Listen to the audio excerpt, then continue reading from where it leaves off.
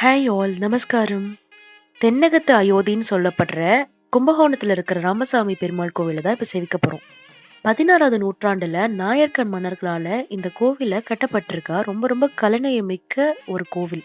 இந்த கோவில்ல மொத்தம் 64 தூண்கள் இருக்கு. ஒரு ஒரு தூண்லயுமே ரொம்ப அழகா ராமாயணத்தோட காட்சியெல்லாம் ஒரு ஒரு தூண்லயும் பொறிக்கப்பட்டிருக்கு.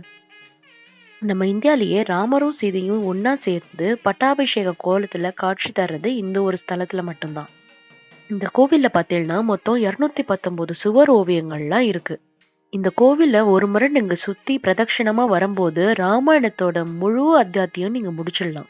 நான் சொல்றது தசரத மன்னர்லேருந்து ராமாயணத்த சொல்றேன். அஜ மகாராஜாலேருந்து கதை சொல்லல. இன்னொரு விசேஷம் என்னன்னா, இந்த கோவில்ல மட்டும் தான் ஆஞ்சநேயர் கையில வீணைய வாசிச்சுட்டு இருக்கிற மாதிரி கோலத்துல இருப்பார், கதாயுதம் இல்லாம. இந்த கோவில கண்டிப்பா விசிட் பண்ணிட்டு உங்க எக்ஸ்பீரியன்ஸ ஷேர் பண்ணுங்க. And if you like this video, like and subscribe.